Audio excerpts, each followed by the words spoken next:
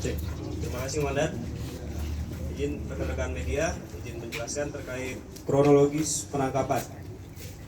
Setelah penyidik berhasil mengumpulkan semua informasi dari hasil olah TKP pada hari Rabu, tanggal 22 Februari 2023, sekira pukul 17.00, kami dari tim Resmob dan tim penyidik Satreskrim Polres Rokan Hulu beserta unit Reskrim Polsek Kepenuhan mendapat informasi dari masyarakat bahwasanya yang diduga melakukan tindak pidana mengambil nyawa seseorang yang diketahui pada hari Rabu tanggal 22 Februari 2023 sekira jam 14.00 yang terjadi di kebun sawit milik warga yang terletak di RT 03 RW 10 Kelurahan Kepenuhan Tengah, Kecamatan Kepenuhan, Kabupaten Rokan Hulu, yaitu adalah Saudari PA, Saudari YY, dan Saudari BP.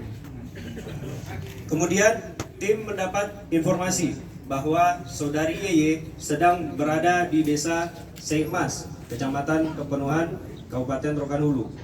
Selanjutnya, pada hari Kamis, tanggal 23 Februari, sekira pukul 08.00, Saudari YY kami amankan di rumahnya dan kami bawa ke Polres Rokan Hulu. Selanjutnya, dilanjutkanlah pengembangan pada hari Jumat, tanggal 24 Februari 2023, sekira pukul 10.00 WIB, tim Satreskrim Polres Rokan Hulu dan unit Reskrim Kepenuhan melakukan pengembangan terhadap Saudari PA, karena sebelumnya kita sudah amankan Saudari YY. Kita dapatkan keterangan bahwasanya di situ adalah Saudari PA terlibat dalam hal itu. Maka daripada itu kami dapatkan informasi bahwa Saudari PA berada di Seikmas, Kecamatan Kepenuhan, Kabupaten Rokan Hulu, dan kemudian sekira pukul 12.00 WIB, Saudari PA berhasil diamankan dan dibawa ke Polres Rokan Hulu. Selanjutnya, tim Resmob Rokan Hulu melakukan pengembangan pada hari yang sama, di hari Jumat, tanggal 24 Februari. Kami melakukan pengembangan terhadap Saudara BP, yang mana pada sekira pukul 19.00 WIB, Saudara BP kami amankan di rumahnya di Simpang Kante, Desa Kepenuhan Hulu, Kecamatan Kepenuhan, Kabupaten Rokan Hulu, beserta barang bukti 1 unit sepeda motor Honda Beat warna silver yang milik korban. Dan setelah itu kami amankan dan kami bawa ke Polres Rokan Hulu. Demikian untuk kronologis penangkapannya. Terima kasih.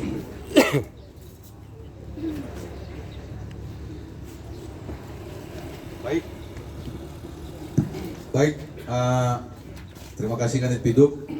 Jadi bisa kami jelaskan pada rekan-rekan semua, ada di belakang saya ini, belakang kami ada 3 orang, 2 perempuan, 1 laki-laki. Yang mana bisa kami jelaskan nama-nama tersangka yang berhasil kami amankan, yaitu yang pertama Saudari YY, ya, Saudari YY, coba angkat tangan Saudari YY, yang mana YY, YY, dan Saudari PA mana? Dan Saudara BP. Nah, dan juga kami berhasil mengamankan barang bukti, ada 3 unit sepeda motor. Yang paling ujung sepeda motor Honda Beat berwarna silver, yang mana itu merupakan Honda atau sepeda motor milik korban, yang dibawa korban mulai pergi dari rumah menuju ke tempat TKP yang dijanjikan antara korban dengan pelaku. Terus ada juga sepeda motor NMAX. Sepeda motor NMAX ini berwarna hitam ini adalah sepeda motor yang dipakai oleh Saudari PA untuk menuju TKP tempat keberadaan korban Saudara PM.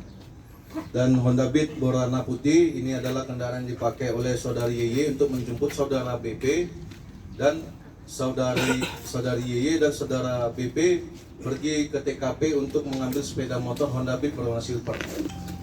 Jadi sudah jelas kan untuk keterangan sepeda motornya. Terus ada juga handphone, ada handphone, ini handphone apa nih? Nah, ini handphone Oppo yang dipakai oleh saudari PA untuk menghubungi korban, sudah kita amankan. Dan ini handphone ini sebenarnya milik ibu dari saudara YY dan saudari PA, milik ibu dari saudari YY dan PA. Tapi pada satu korban menelepon ke handphone ibunya. Jadi kenapa di telepon ke nomor ibunya? Jadi ini ceritanya ini cerita dulu. Ya, kami ambil keterangan dari saudara PA bahwasanya saudari PA ini dia sudah memiliki suami, dan pada saat bulan 1 itu saudari PA ini ketahuan oleh suaminya ada rekaman yang nggak sengaja terekam. Ini handphone milik saudara PA sebenarnya, saudari PA terekam bahwasanya korban saudara PM mengajak saudari PA ini untuk melakukan hubungan badan, dan terjadilah cekcok mulut yang besar pada 1 bulan 1. Makanya saudari PA mengatakan pada korban saudara PM agar tidak menghubungi lagi nomor ini, sehingga dipakailah dengan diberikan nomor ibunya dengan alasan untuk membeli, misalnya membeli apa namanya itu, ayam gitu. Jadi kalau misalnya korban saudara PM sudah menghubungi korban saudari PA, jadi dengan kode itu beli ayam gitu. Padahal untuk janjian seperti itu dia. Ya, begitu dia. Dan juga kami mengamankan BB yang ada di TKP itu, ada celana dalam, ada baju milik korban yang diketahui oleh keluarganya yang menyatakan identitas korban itu bagaimana.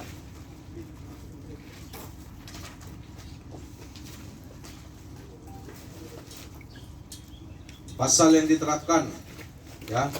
Jadi ketiga pelaku ini kami sangkakan dengan tindak pidana pembunuhan dan pencurian dengan kekerasan.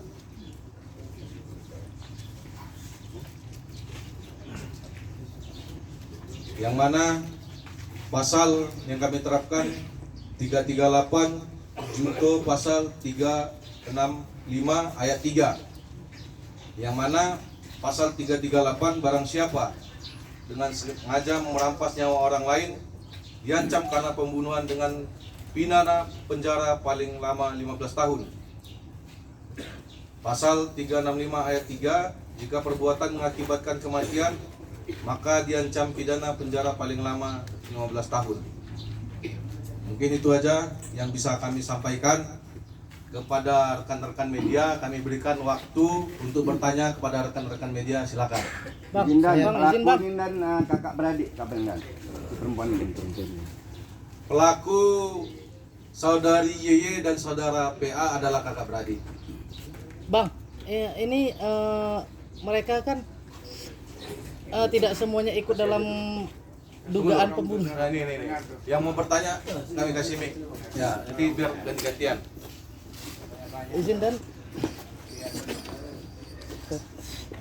Bisa. Tekan lama, Pak. Bisa pakai mic lah, langsung lah. langsung aja lah bang. Bang, ini kan perannya sangat berbeda bang. Langsung aja lah bang, kayaknya bang. Perannya sangat berbeda. Pasal yang disangkakan apakah sama ketiga-tiganya bang? Cek.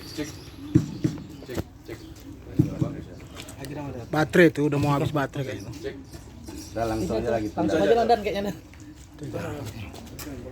Ya. Tunggu. Satu ya. Iya. Cek. Tadi ditanyakan pelaku memiliki peran yang berbeda. Iya, Dan pasal. pasal yang diterapkan apakah berbeda? Baterai ya. Ya lanjut kita juga enggak apa-apa. Cek. Dengar. Wartawan Untuk pelaku dia memiliki peran yang berbeda memang betul. Sehingga kami terapkan pun pasal yang berbeda. Makanya kami terapkan pasal 338 junto pasal 365 ayat 3. Itu dia, Pak. Yang mana dulu? Abang dulu lah, coba dulu. Mau nanya. Berdasarkan hasil visum terhadap korban, apakah ada dugaan kekerasan atau bagaimana mungkin pukul atau gimana? Itu yang pertama. Yang kedua, hubungan si korban dengan si pelaku inisial PA ini seperti apa? Sudah berapa lama? Apakah pacaran atau bagaimana, dan hubungannya ini sudah berlangsung berapa lama? Terus yang terakhir, apakah si korban punya riwayat sakit, Pak Kasih? Karena dari tadi kalau saya dengar kronologisnya kan unsur pembunuhannya itu secara langsungnya itu nggak ada kan? Iya. Bisa jadi dia kena serangan jantung atau gimana? Mungkin bisa dijelaskan lebih dalam lagi Pak Kasih. Baik, terima kasih. Tadi yang pertama apa tadi, Pak? Penyebab kematiannya itu ya? Iya, penyebab hasil visumnya bang. Apakah ada riwayat penyakit bang? Oh ya, baik. Bisa kami jelaskan pada rekan-rekan media. Jadi pada saat kami melakukan otopsi kepada korban di Rumah Sakit Bayangkara, yang melakukan otopsi itu adalah dokter otopsi. Jadi di sini ada disimpulkan sebab mati mayat ini adalah kekerasan tumpul pada daerah leher yang menyebabkan patahnya tulang rawan gondok sehingga terganggunya jalan nafas.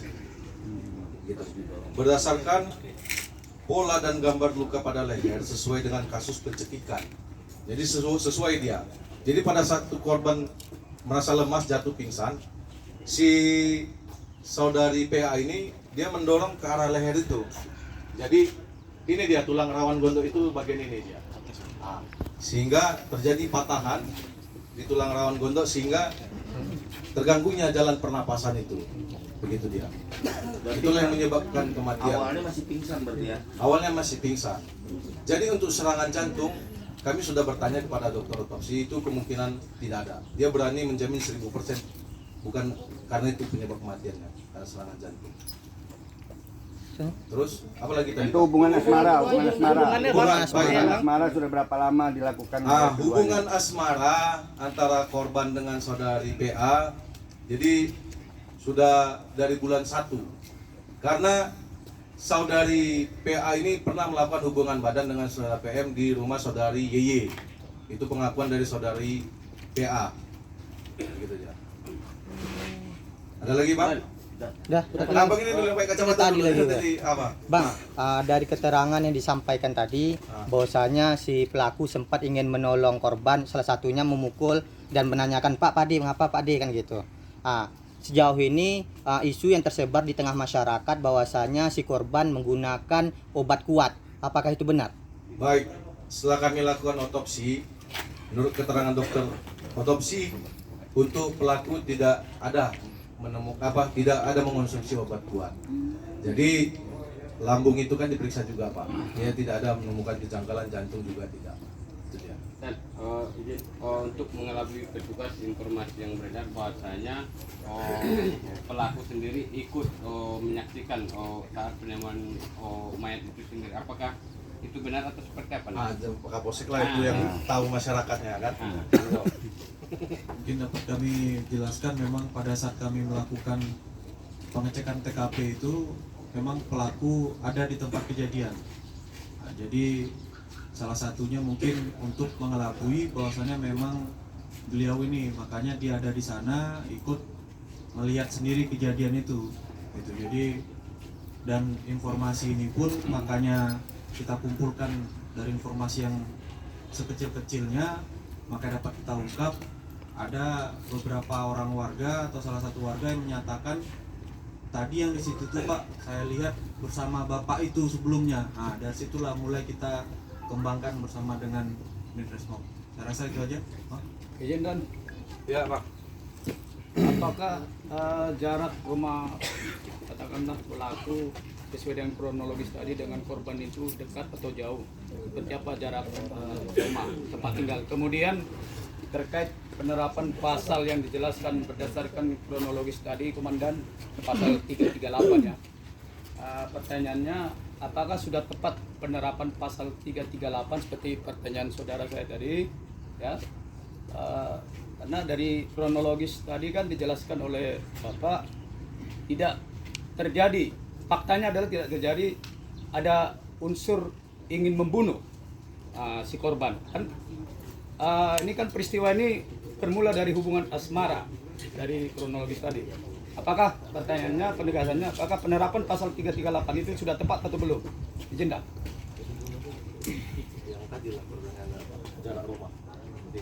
Kalau untuk jarak rumah dapat kami jelaskan dari tempat ditemukannya mayat ini tidak begitu jauh.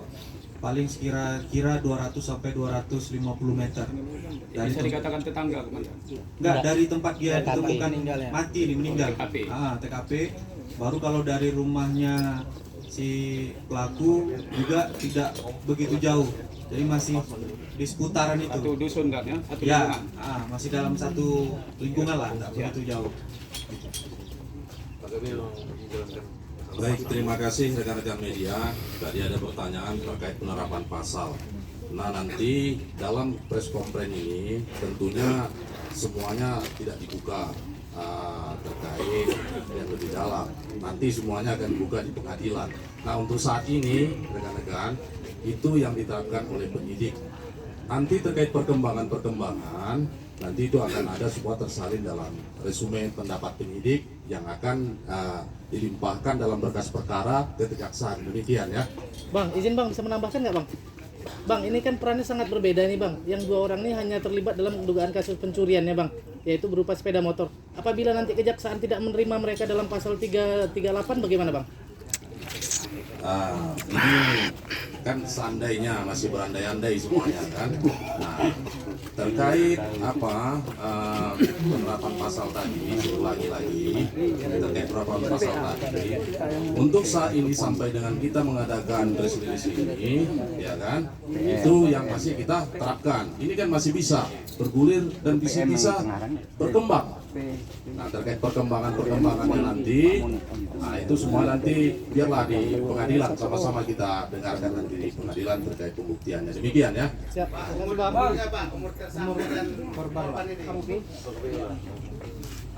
Terkait umur terduga tersangka ini, saudari Yeye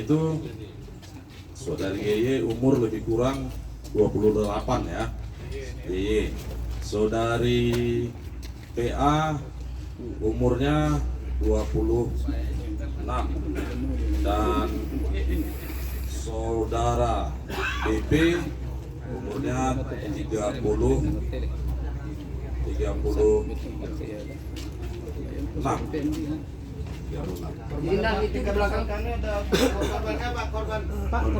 Korban umur lebih kurang 60. Bang Dan, izin Bang Dan, itu ceweknya yang PA ini 6 Bisa dikasih kesempatan dulu Bang. Lagi sekarang sedikit. Bisa nggak dikasih kesempatan? Oh, izin Dan. Bang, Lagi Dan. Oh, Satu Pak Kasat. Tunggu dulu Bang Pamer dulu apa itu? Bang, ada dua pertanyaan Bang. Yang pertama, siapa pelaku eksekutor yang pertama dalam korban ini? Yang kedua, petunjuk awal bisanya terungkap kasus ini dari apa Mas? Siapa eksekutor awalnya? Baik.